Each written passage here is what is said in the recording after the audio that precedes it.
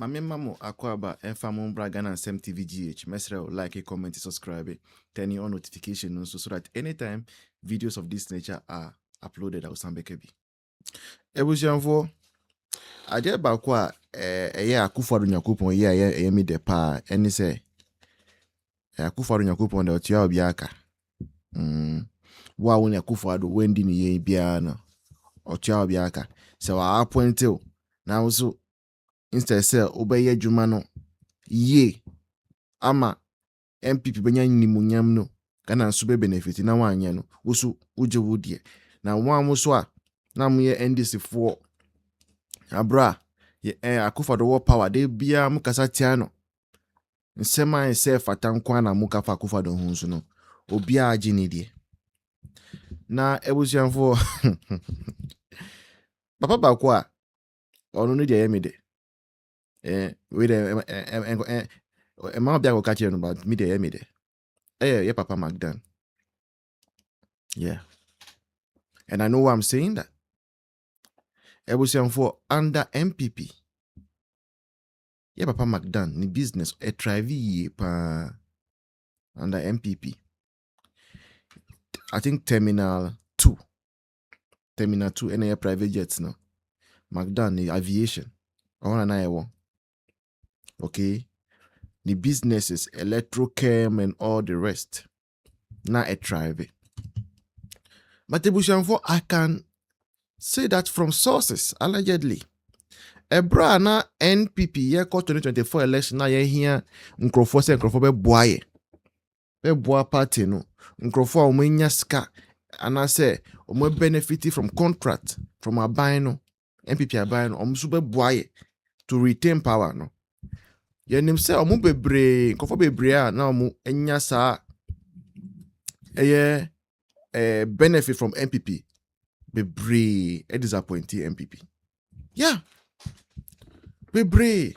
When you go and ask them things, they'll tell you some person who involve you into politics and all those people who have benefited from MPP. People who have received 1 or 2 protocols from MPP. They will tell you they don't want to involve themselves in politics. They say, hey, Asanambaye. And I don't know whether I should say God being so good, but MPP eventually we lost the election. And it was fun. It's funny, say some of these people were really thinking, say NDC bebano, they would rather enjoy under NDC. And the NDC abano, terminal 2 no, free them. And we have heard say the ma obi a money na money no, nipa ya tuton ye gold sinamano no, ye gold mines sinamano no. Yeah, terminal 2 no also the mano. Again. Ene, sorry enkotia, DRA, akoloki McDan, ni administration, electrochem administration, no. DRA, Ghana Revenue Authority, akoloki. And they say 7 days to settle 6.8 million tax debt or face sanctions. Let me read the story to you. The Ghana Revenue Authority has given Electrochem Ghana, a subsidiary of the McDan Group, blah, blah, blah. According to him, the outstanding liability dates back to 2021. They say, Omudika under MPP now. Tax no Mudika, but because now MPP now we're being considerate. But when we needed you, we told us, say, you don't want to meddle into politics. And let's see if you meddle into politics. And I say, coffee at 6.8 million. Can I say, but when you cough it out, you people thought that you were being wicked to MPP. You people thought that we alone were going to serve as a political party. No. That is why sometimes some of these things, no, I bring it for tomorrow's sake. It's about business for Nibia. Why? Some person meddle into politics. Se wunya opportunity se ubekwa ko read law me pacho bomodi ane ko read why se wunya opportunity se ubekwa ko ye doctrine pacho kona koye adesua wo ho no ebie wadwumu Emma kwasie bia entumi nsori entum futu ngu wanim. Wobehunu. Won say na no Kevin Taylor ekofa BBL to aye BBL to so kire na eni so ye no who are you onim say Ghana fo no bi adwen so a yensua ade ni nti no office obia adwen ye ketekete te say NDC fo ni nti okofa trumu kese ba Ghana say wo ye doctor ena ye kye no yen MPP fo a yesua ade na ye kye no ena mo menkoti asema wo kan na me be kyerɛkyerɛ mu meba say why you know say MPP ni yete say be kyerɛ Ghana ndi wo so wadwene wo fom wagimi the ene Kevin Taylor na wagimi papa na wadwene eye ketekete te sɛ dwie nia wetifi aduru ya wanyini ɛwɔ nananom nyinaa no wonni mu sɛ Ghana ya kyekyere abepem nene eye MPP aban na akyekyere wonni mu Ghana ejina ne naso enene eye MPP aban adaroma ye the free education aba ama nkrofo a graduate as a senior high student no enye ketoa ya boa ama nurses ye posti omo etua wo moka a teachers ye tua wo moka e posti omo ye nya complain ECG ejina so 24/7 ya nkodum so ye digitalization edidai have ID card Ghana card ebaye utumi di tu kwan kwa abrochire as a passport muka se enye yie bibia ye di baye muka se enye yie agenda 111 ye sisi hospitals ni clinic o bebia akwanya mu twika faso people MPP aban NDC for mutumi nka ade a mu ba power mutumi ye apart from say yeti say mo firing squad yenkwachi no kokunu opinfo ye kunu la breastfeeding mother ye kunu etu trust mo nko mo di Ghana eko nechi MPP ena be build Ghana including Jubilee House amutimo enne no eye MPP aban akwan interchanges a MPP idea you can name them a lot.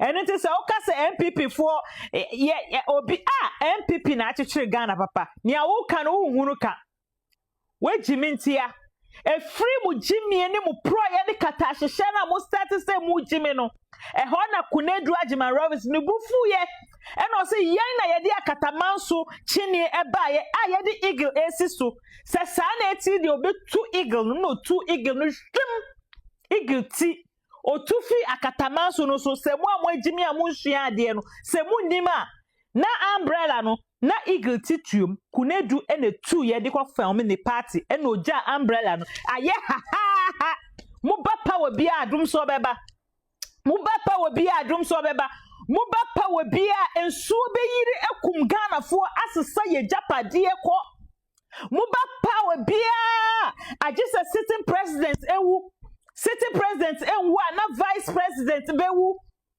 sa anye sanso a na parliamentarians ni ministers etu health quarter no mo akwakwahwe ase no mo ahyedwerebre mo enome party way enome party ye ka party enome party way abomination party way ya eba na Ghana fo ensu akokofo a mo promise o mo say mo betu ebula makoko ni bia ba kupo ensi Mwasan wia wo mu koko ase mu di omo ka muntwi aka na ma omo mwasan ti koko su amekuafo osu ekuafo wo mu abrado mu koko mu aba betim su say hu MPP ta uti say ku eni bi su uti say koko farmer bi esu na ye twia wo mu ka esa tu mu mo omo enne koko fo osu etwia te dom. What an incompetency. What an incompetency. And so toye na Ghana this year ye hwere ema ne nkola emema mranti abrane ye hwere mo na nipa wu a bekama yenti a wosi wo mo sidan edi esi enso ano nti wo pese o kire se Jubilee House na enso ne eyiri aba ho no esi enso ano enso yiri we eyade obi esi dan de esi enso ano wo position wo kasa de we sanity ho adwuma ene ti wo ba ye no na wo se wo ma adwuma koso na yi gotem ye swa no na no pebia tankasafo ebe yi gotem bola ka ba be fa bola se si Ghana ye ni dumping place enti ye nche bola ne wi ana a whole Ghana ye ni dumping place ye dumping bola nka bola so ye ska enka bola ye recycle ema ne sa ye ska ma o man no nka bola nkum nipa ye incompetency na nipa ewu wo se ye chewu kogina court na wo yi ye ho ano nia wo di taxpayers money ye John Draman Mahama then now the taxpayers money ye no to bola memye bola wasn't ka wo sanitize na wo di ya di foforo na di ska braye no incompetency to bola na adani owu ekum de hye.